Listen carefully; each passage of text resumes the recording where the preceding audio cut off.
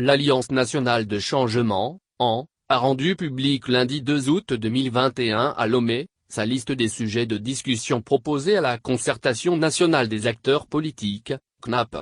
Par la démarche, le parti de Jean-Pierre Fabre entend amener les populations à juger de la pertinence de ces propositions et les comparer au moment venu, aux réformes et avancées que pourront proposer le gouvernement. Face au dialogue et discussions politiques non abouties, dont la dernière en date est la CNAP à laquelle l'AN a rompu sa participation avant la fin des travaux, le parti revient sur la liste de ses propositions non prises en compte. Pour le parti de Jean-Pierre Fabre, il est clair que le régime au pouvoir recherche par tous les moyens à conserver sa mainmise sur toutes les institutions de la République, surtout celles qui interviennent dans les processus électoraux. En participant à la CNAP, l'AN dit n'avoir pas perdu de vue le manque de volonté du pouvoir à engager les réformes politiques auxquelles aspirent les populations. Ce qui s'est confirmé, par le refus du gouvernement d'inscrire à l'ordre du jour ses préoccupations. À la CNAP, l'AN a soumis à discussion le redécoupage électoral équitable pour les élections législatives, le recensement électoral général biométrique et intégral, la vérification biométrique de l'identité du porteur de la carte d'électeur dans les bureaux de vote, l'authentification de la provenance du bulletin de vote et une recomposition de la CENI pour ne citer que cela.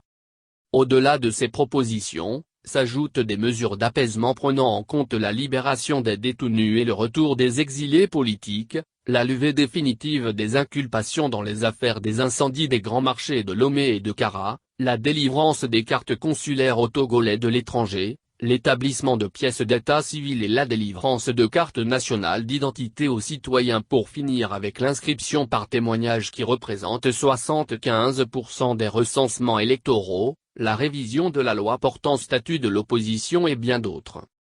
Et pour une prise en compte de ces différentes propositions, l'AN dit avoir saisi le ministre d'État Peyadoa Boukpessi, 6 semaines avant sa décision de sortir de la CNAP. Nous avons discuté avec le ministre sur la question. Et tous les points qui semblent fondamentaux pour nous il les a rejetés. Il a exprimé de manière ferme son opposition à nos propositions. Également en nous fondant sur les rapports de nos représentants à la CNAP, nous savons qu'ils ne prendront pas en compte nos propositions. Ce qu'ils appellent les conclusions, est-ce qu'elles sont partagées par tous? Parce qu'il n'y a pas d'accord à signer, il y a juste des conclusions que le pouvoir rend publiques, a indiqué Jean-Pierre Fabre, président LAN.